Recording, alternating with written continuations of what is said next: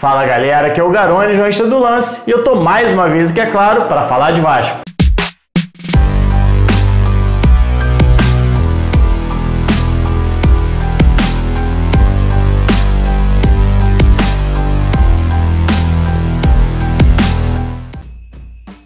O Vasco entra em campo nessa quinta-feira para enfrentar o Defensa e Justiça da Argentina pelo primeiro jogo das oitavas de final da Copa Sul-Americana. Partida difícil para o Vasco, fora de casa, contra um adversário que tem por característica ser mais ofensivo, mas isso pode ser uma boa brecha para o Vasco conseguir um bom resultado. E é sobre isso que eu vou falar no vídeo de hoje. Então, se você estava esperando a análise aqui do Defensa, já chega deixando o like no canal. Se você está passando aqui pela primeira vez e é vascaíno, já se inscreve aqui no canal, ativa a notificação aqui no sininho e deixa aqui nos comentários o seu palpite para esse Vasco e Defensa e Justiça que vai rolar a bola nessa quinta-feira. Lembrando que o vídeo de hoje é patrocinado pelo futebolteamgame.com. Um jogo 100% gratuito e 100% com jogadores reais. Você pode ser diretor do seu próprio clube ou até mesmo jogador do seu time ou até de um amigo. Entre no jogo, crie sua equipe, desenvolva o seu estádio, reúna jogadores, personalize e treine o seu atleta. Colecione itens, abra pacotes, faça upgrades e trocas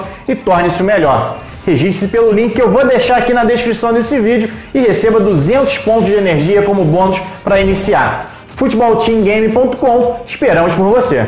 Bom, mas bora lá, vamos falar desse Defensa e Justiça, adversário do Vasco nas oitavas de final da Copa Sul-Americana. Muita gente me mandou mensagem desde que o Vasco passou pelo Caracas pedindo para eu analisar e eu fui lá assistir alguns jogos desse Defensa, alguns do início da temporada e alguns de agora, para entender como é que joga essa equipe, por onde o Vasco pode conseguir algumas brechas para fazer seu jogo, para entender com o que o Vasco tem que se preocupar e com o que o Vasco pode explorar para sair vitorioso. E uma das principais características do Defensa é exatamente ser ofensivo, como eu já falei aqui. Inclusive o treinador da equipe é um velho conhecido para quem acompanhou o futebol da década de 90 e início dos anos 2000, que é o Hernan Crespo, artilheiro do River Plate, da Lazio, aqui ele está com a camisa do Milan, passou pelo Chelsea também, é o atual treinador do Defensa, mas esse DNA ofensivo não vem de agora não. BKSS, que hoje é técnico do Racing, já passou por lá também. Nos últimos anos, a equipe do Defensa, que nunca foi a equipe tradicional da Argentina, tem se mantido na primeira divisão, tem conseguido bons resultados, classificação para a Libertadores, Copa Sul-Americana, inclusive vinha disputando a Libertadores, assim como o Caracas, que o Vasco enfrentou na fase anterior, inclusive caiu no grupo do Santos, perdeu os 2 jogos e acabou indo para a Sul-Americana e agora encara o Vasco. Mas vive um momento bem diferente do que vinha vivendo no ano passado e até no início dessa temporada, quando apresentou um bom jogo. Isso porque o Defensa perdeu seu camisa 10, Nery Cardoso, durante essa paralisação em razão da pandemia e de coronavírus. Ele acabou trocando a equipe argentina pelo futebol mexicano e ele era o grande organizador, o cara do último passe, o cara com mais talento no meio-campo para encontrar os espaços.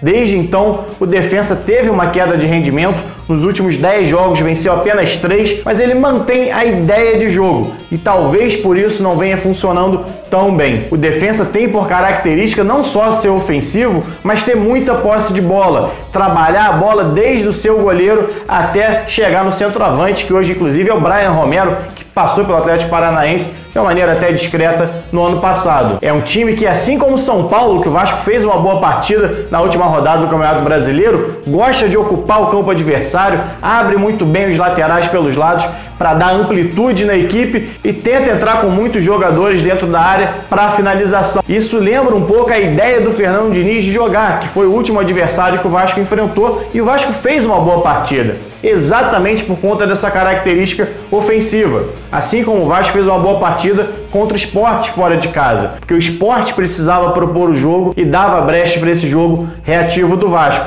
O São Paulo a mesma coisa. E é muito provável que o Defensa faça a mesma coisa, dê essas brechas para o Vasco, que é um time que ataca no 3-4-3, inclusive como o Vasco faz, lançando muito bem os seus laterais, mas que tem dificuldades na recomposição. Nos últimos jogos, inclusive os 2 jogos que eu assisti contra o Colón, ele perdeu os 2 por 3-0 e por 2-0, teve muita dificuldade na hora de frear contra-ataques. É uma equipe que, por característica, faz muito essa pressão mais alta, essa pressão pós-perda, mas quando não funciona e não tem encaixado, ele dá muita brecha atrás para sofrer esses contra-ataques. E por ter perdido exatamente o Nery Cardoso, que era sua referência na parte de criação da equipe, tem tido dificuldade em encontrar os espaços, então favorece o contra-ataque o tempo todo, ou seja, é um time que não consegue mais ter tanta qualidade quando tem a posse de bola, apesar de pelo lado esquerdo ainda ser muito perigoso. Se o Vasco tem que ficar de olho em algum setor, é o lado esquerdo do defensa,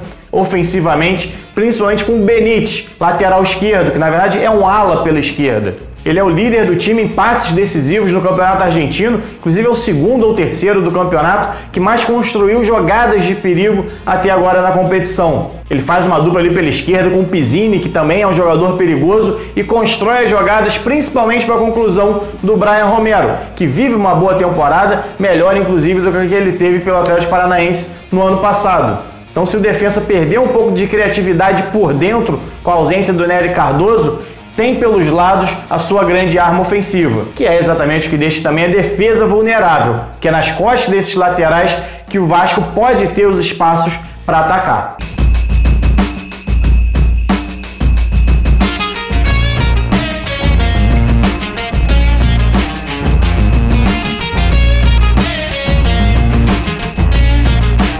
Então é o estilo de jogo que casa muito bem com a ideia do Sapinto, que tem sido montar um time mais reativo, que marca com linhas muito baixas, não dá espaço para construção em velocidade e que tenta arrancar em velocidade com o Vinícius e Gustavo Torres, principalmente, como foi contra o São Paulo. O Vinícius não fez uma boa partida, errou muito contra o São Paulo, mas o Gustavo Torres, apesar de errar nas conclusões, apareceu muito bem, inclusive deu assistência para o Cano. Então, mesmo sendo um adversário muito difícil, é uma ideia de jogo que pode ser favorável ao Vasco. Tudo depende, claro, como isso vai ser executado dentro de campo. Bom, galera, é isso. Mais tarde eu vou estar lá na Vasco TV comentando essa partida entre Defensa e Vasco. E depois da Vasco TV, eu vou estar aqui no canal também com uma live, batendo papo com vocês, analisando esse duelo. Bom, galera, é isso. Saudações e até a próxima.